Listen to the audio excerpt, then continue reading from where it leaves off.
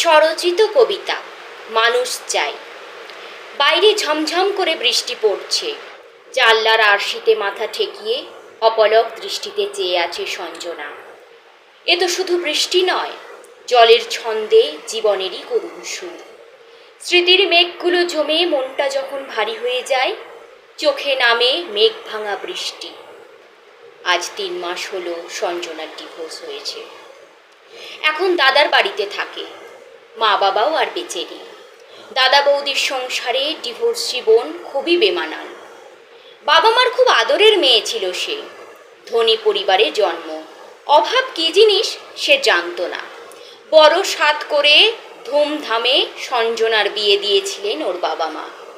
বিয়ের প্রথম প্রথম খুবই ভালো কাটছিল, কিন্তু যত দিন যায় চারপাশের মানুষগুলো কেমন যেন বদলে যেতে লাগলো। সংসারের যাবতীয় ঘরকন্যার কাজ করেও পরিবারের মানুষকে খুশি করতে পারল না। কে জানতো এখানকার মানুষগুলোর মনে এত টাকার খিদে। উঠতে বসতে শাশুড়ি খাওয়া পড়ার খোঁটা দিতে লাগলো। সব রান্নাতেই কিছু না কিছু খুঁত বের করত।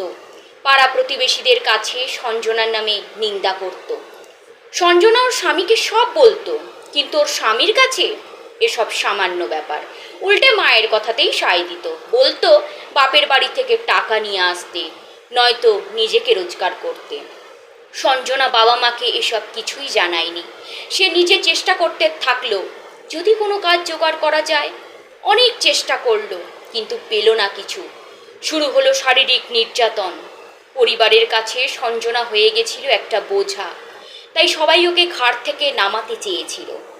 বেশ কিছুদিন মুখ বুজে সব সহ্য করেছে, কিন্তু আর পারল না। বাবা মাকে সব জানালো, ফিরে এলো নিজের বাড়িতে। তার কিছুদিন পরেই বাবার হার্ট অ্যাটাক হলো। গত মাসে মাও মারা গেছে ওর। বাবা মা যতদিন ছিল আগলে রেখেছিল সঞ্জনাকে, কিন্তু তারপর দাদা বৌদির সংসারে সে এখন শুধুই এক আশ্রিতা। সারাদিন সংসারের কাজ করার পরেও কপালে জোটে শুধুই লাঞ্ছনা, অবজ্ঞা, অবহেলা। সাজানো ফুলের বাগান থেকে জীবন হয়ে গেল ধুধু মরুভূমি।